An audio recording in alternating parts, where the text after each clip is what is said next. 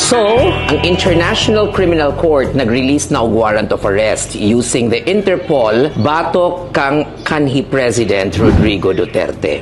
Sumala sa pinakabag-o nga update, gipadayon sa ICC ang kasong crimes against humanity batok kang Duterte tungod sa mga extrajudicial killings nga nahitabo sa iyang war on drugs. Gikan pa niadtong 2016 hangtod 2019, giapil pa usab ang panahong mayor pa siya sa Davao City. Bisan pa nga mibako na ang Pilipinas sa ICC ni adtong 2019, wala kini nakapugong sa investigasyon o pag-release sa warrant. Sa klarong balaod sa Rome Statute, kung ang krimen nahitabo sulod sa panahon nga miyembro pa ang Pilipinas, aduna gihapoy jurisdiction or jurisdiction ang International Criminal Court. Og karon, ang pangutana, sakto ba to og legal ba to nga nadakpan gyud si Duterte? Sumala sa mga legal experts, kung magpagawa og arrest warrant ang International Criminal Court, posible nga dakpon si Duterte sa bisan asa nga nasod nga sakop sa ICC. Pero kung magpabilin siya sa Pilipinas, lisod unta to siya madakpan. Kaya ang gobyerno kuno ni President Marcos Jr. dili man obligado nga isurrender gyud si Duterte. Nganuman kay di na lagi ta miyembro sa ICC. Sa mga panghitabo karon, klaro nga ni cooperate ang gobyerno ni BBM sa pagpadakop ni President Duterte. Take note ha, dili obligated lagi ang Pilipinas mo cooperate but he did.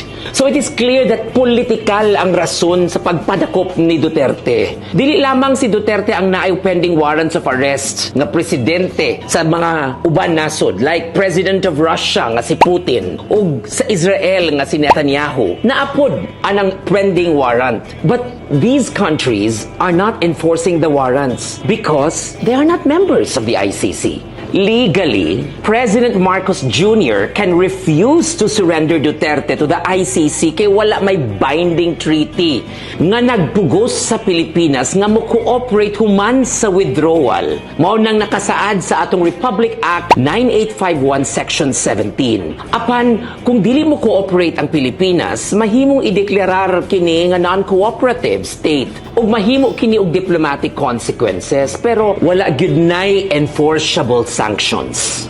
Kung mapamatud-an nga guilty si Duterte, pwede siyang silutan og up to 30 years o life imprisonment depende sa kaso.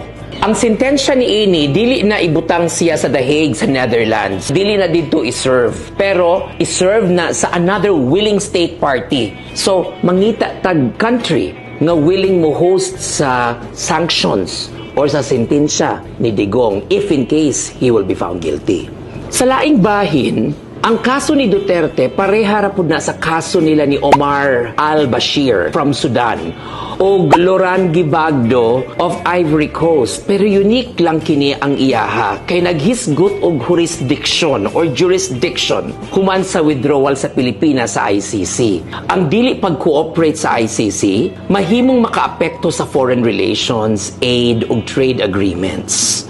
Ang mga human rights organizations o pamilya sa mga biktima sa katong iyang war on drugs, adunay dakong papel sa ICC proceedings. Nagsubmit sila og ebidensya, mga nagpakabana sa hustisya, ug pwede silang maka-avail sa reparations kung adunay conviction. Kung mapadayon ang kaso, mahimo kini og president sa future ICC investigations para sa mga national leaders nga mo-withdraw sa Rome Statute. Gipalig-on ang non-immunity rule ug magpahinumdum nga bisan kinsa nga lider mahimo pangutan-on sa ilang mga sala patok sa katawhan. Nag-circulate pud ang mga balita nga nag-issue daw og TRO ang Supreme Court. Pero wala pa gyud nay official copy ug wala kini na serve sa PNP o gobyerno.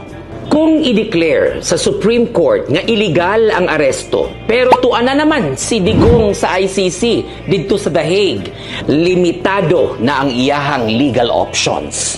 First, you can petition the Philippine government to demand his return. Pero I doubt if this will happen in the Marcos administration. Second, i-challenge ang ICC jurisdiction. Muingon nga unconstitutional ang turnover ug dapat sa Pilipinas lang ang kaso.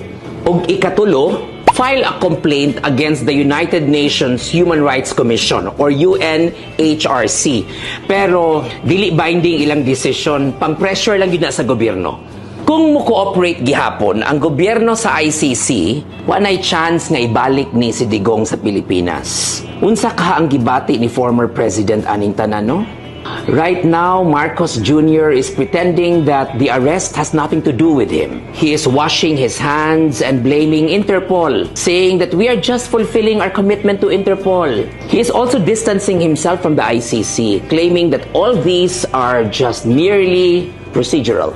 You know, here is a man who Rodrigo Duterte saved from political extinction, elevated him to the presidency, and the man who Duterte may have trusted with his life. Naghuna-huna lang ko ba kung mabuhat ning tanan ni BBM sa usa ka former president ug si Duterte pag yun na? How much more sasama natong mga yanong katawhan? Unsa man ang pinakamaayong option? I think we choose wisely this coming May 2025 elections. We choose the leaders who may fight for the repatriation of Duterte.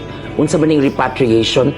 Ang pagbalik niya officially, government to government. Ang pagbag-o sa administrasyon nga dili mo ila sa ICC aron ma-push nga ibalik gyud dinhi sa Pilipinas si Duterte. Hapit naman gyud ang piniliay. Kung di lang gyud ni tikason, will the tides change its course? Or will we still dance to the tune of BBM's promises for a new day for the Philippines? Pikat, another day, another regal POV.